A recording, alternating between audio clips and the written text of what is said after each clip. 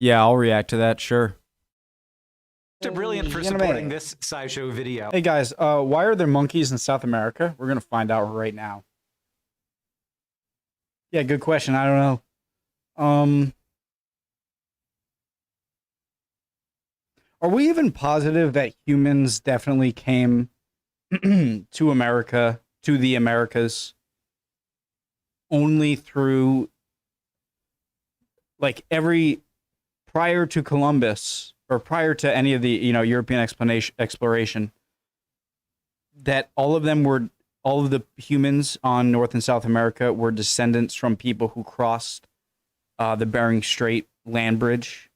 Or is it possible that some could have got, stranded? And I mean, they made it to Easter Island. Why couldn't they make it to South America? I don't know. So maybe monkeys are different. As a SciShow viewer, you can keep building your STEM skills with a 30-day free trial and 20% off an annual premium subscription at brilliant.org/scishow. Why are there monkeys in South America? This might seem like a strange thing to ask, but this is not some kind of philosophical, why is there anything at all kind of question, which I cannot help you with. The fact that we have monkeys in the Americas is much stranger than you would think. In fact, they shouldn't really be on this side of the Atlantic Ocean. Am I the only one who thinks that's kind of crazy? Like, it is amazing. I think he's downplaying it because the continents are so far separated away, the Pacific and Atlantic Ocean, that I don't think monkeys were even around when the continents were a lot closer. And so I really don't know. They went fully extinct in the Americas for millions of years before they showed up again. So if they were gone for so long, how did they get back? Well, what if I told you that they took a boat?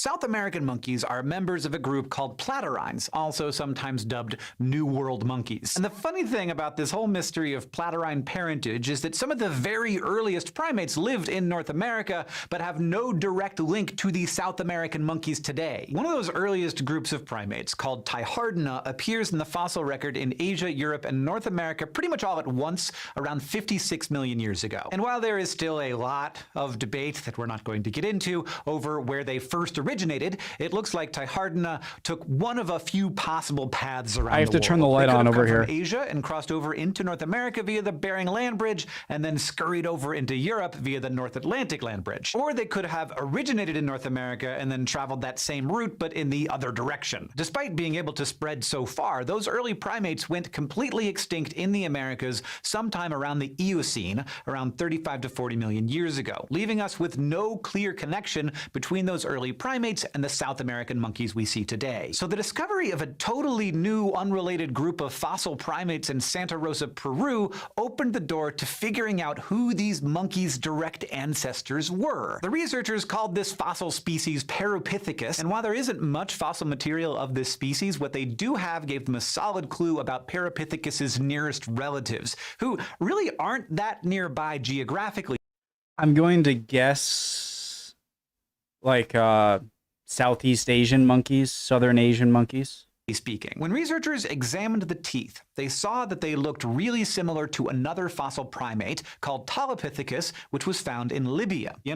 I was wrong. In Africa, like across the Atlantic Ocean. And by the time Parapithecus showed up, the land bridges that Tyhardina had used to continent hop were basically gone, meaning they had no clear path to get there. But it gets even wilder. It turns out Parapithecus's ancestor was not the only primate to show up in South America during the Oligocene. Recently, paleontologists uncovered more teeth in Peru from a different group of now extinct primates called Parapithecids. Their teeth matched up to primate fossils from Egypt, representing another group of primates that came out of Africa. By combining the anatomical information from the teeth with an analysis of DNA taken from more recent fossil teeth, paleontologists estimate that the Parapithecid teeth were about 32 million years old. Paleontologists believe that both Parapithecids and the early platyrrhines rafted over from Africa to South America somewhere between 35 and 32 million years ago. They may have even come around the same time, so whatever way these primates managed to get to South America, they must have done it at least twice. And even though it makes logical sense that they just took the land route to get from Africa to South America, there's no real evidence of that trek unless they were some kind of paleo Houdinis. For primates to get to South America by land, they would have had to travel across Africa, all the way across Eurasia,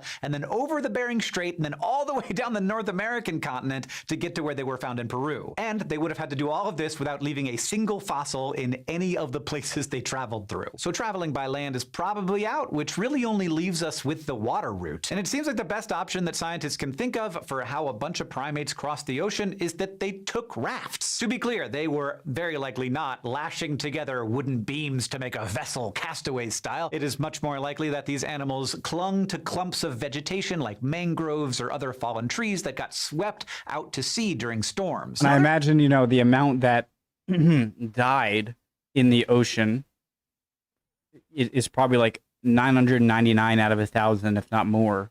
And so, it only takes a few, but then wouldn't the genetic diversity be extremely small? Another theory is that they floated over on islands made from chunks of land that had broken off from the African shoreline. Now, as wild as this sounds, the conditions were actually pretty good back then for an ocean voyage. Sea levels at that time were lower than they are today, thanks to a buildup of glaciers in the Antarctic. And even though the continents weren't linked up, they were closer together than they are today. The distance from coast to coast right now is around 1,770 miles, but at the time it would have been somewhere between 1,000 to 1,300 miles, which does not sound like a huge improvement, but it might have been critical for those little monkeys. Researchers estimate that the voyage across the Atlantic may have taken as little time as 10 to 13 days, and while that would not be fun, most small mammals and reptiles are estimated to be able to survive that long without fresh food or water. Well, isn't there a current, like I saw in like maps of how Europeans would sail to the Americas, and they wouldn't, like if you took off in London, you'd expect they'd just go straight west, right? But they kind of went down the European coast, down the African coast, and then kind of went towards upper South America area. So clearly there were some currents and stuff that made it much easier to travel. And since Africa and South America aren't that close up, like they're obviously very far away, but the fact that they're somewhat close in like 1,000 miles, and that there's a current right there that goes like right from one continent to another, it starts to become more plausible in the right conditions. This could happen, and also, right? Researchers are pretty sure that the Africa to America trip wouldn't have been the only time that primates have set sail. For instance, we know that the lemurs of Madagascar are most closely related to primates on mainland Africa. But we also know that the lemur ancestors didn't get to Madagascar until long after the landmass had broken away from the rest of Africa. That means they would have had to cross the Mozambique Channel somehow, and that somehow is probably rafts. Lemurs may have survived the journey by entering a state of physical inactivity called torpor, where their bodily processes slow down and their body temperature drops. However, not everyone is so convinced that rafting is how early monkeys made it to the New World. For one, just because we're missing evidence of a land crossing doesn't necessarily mean that boats are the only answer. We just don't have any evidence of what that other answer could be. I think rafting is a weird word to use because it kind of implies like an intent, And I know it should be pretty obvious that that's not the case, but you're teaching new, people who might be very new to this sort of stuff, and so I think like the amount of monkeys that must have gotten swept away in storms accidentally, vast majority of them I'm sure drowned, died, or they died on the raft at sea, but some made it over. So rafting is.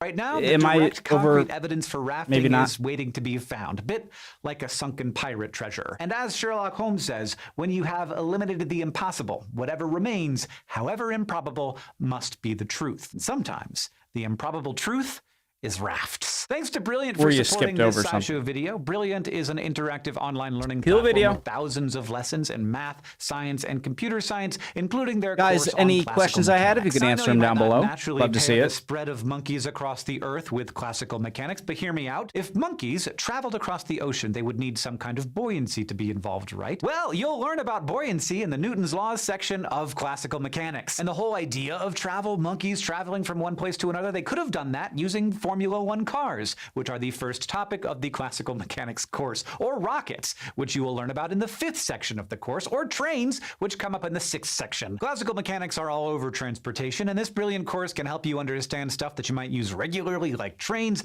and stuff that you might dream about monkeys using one day, like Formula One cars. It's going to be so much more entertaining than the way they do it now. To get started on that journey, you can go to brilliant.org/scishow. That search will start you off with a free 30-day trial and 20% off an annual premium Brilliant subscription. And as awesome video.